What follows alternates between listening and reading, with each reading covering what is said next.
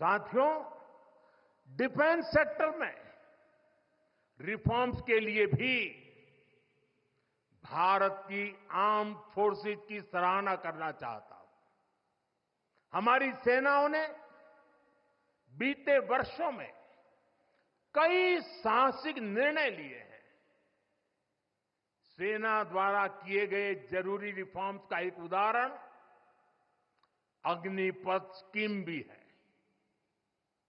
दशकों तक संसद से लेकर अनेक कमेटी तक में सेनाओं को युवा बनाने पर चर्चाएं होती रही है। भारत के सैनिकों की औसत आयु, एवरेज एज, ग्लोबल एवरेज से ज्यादा होना, ये हम सबकी चिंता बढ़ाता रहा है। इसलिए ये विषय बरसों तक अनेक कमिटियों में भी उठा, लेकिन देश की सुरक्षा से जुड़ी इस चुनौती के समाधान की पहले इच्छा शक्ति नहीं दिखाई गई। शायद कुछ लोगों की मानसिकता ही ऐसी थी कि सेना मतलब नेताओं को सलाम करना, परेड करना। हमारे लिए सेना मतलब 140 करोड़ देशवासियों की आस्था। हमारे लिए सेना मतलब 140 करोड़ देशवासियों की शांति की गारंटी। हमारे लिए सेना मतलब देश की सीमाओं को सुरक्षा की गारंटी। अग्निपथ योजना के जरिए देश ने इस महत्वपूर्ण सपने को एड्रेस किया है। अग्निपथ का लक्ष्य सेनाओं को युवा बनाना है। अग्निपथ का लक्ष्य सेनाओं को युद्ध के लिए निरंतर योग्य बनाए रखना है। दुर्भाग्य से राष्ट्रीय सुरक्षा से जुड़े इतने संवेदनशील विषय को कुछ लोगों ने राजनीति का विषय बना दिया है।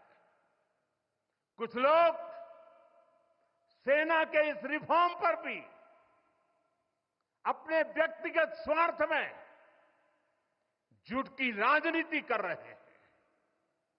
ये वही लोग हैं जिन्होंने सेनाओं में हजारों करोड़ के घोटाले करके हमारी सेनाओं को कमजोर किया। ये वही लोग हैं जो चाहते थे कि एयरफोर्स को कभी आधुनिक फाइटर जेट न मिल पाए। ये वही लोग हैं जिन्होंने तेजस फाइटर प्लेन को भी डिब्बे में बंद करने की तैयारी कर ली थी। साथियों, सच्चाई ये है कि अग्निपथ योजना से देश की ताकत बढ़ेगी और देश का सामर्थ्यवान युवा भी मातृभूमि की सेवा के लिए आगे आएगा। प्राइवेट सेक्टर और पैरामिलिट्री फोर्सेस में भी अग्निवीरों को प्राथमिकता देने की घोषणाएं की है। मैं तो हैरान हूं, कुछ लोगों की समझ को क्या हुआ है, उनकी सोच को क्या हो चुका है। ऐसा भ्रम फैला रहे हैं कि सरकार पेंशन के पैसे बचाने के लिए ये योजना लेकर आई है। मैं जरा ऐसे लोगों की सोच से शर्म आती है लेकिन मैं ऐसे लोगों से पूछना चाहता हूं, जरा कोई मुझे बताए, आज मोदी के शासनकाल में जो भर्ती होगा, क्या आज ही उसको पेंशन देना है क्या? उसको पेंशन देने की नौबत 30 साल के बाद आएगी। और तब तो मोदी 105 साल का हुआ होगा, और तब न भी मोदी की सरकार होगी।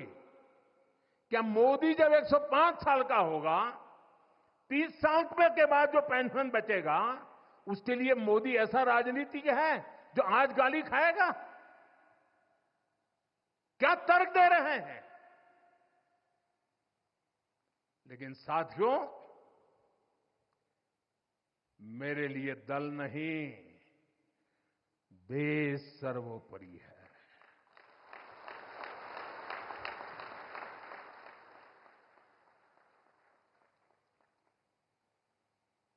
और साथियों, मैं आज गर्व से कहना चाहता हूं, सेनाओं द्वारा लिए गए इस फैसले का हमने सम्मान किया है। और जैसा मैंने पहले कहा, हम राजनीति के लिए नहीं, राष्ट्र नीति के लिए काम करते हैं। हमारे लिए राष्ट्र की सुरक्षा सर्वोपरि है। हमारे लिए 140 करोड़ की शांति, ये सबसे पहले है।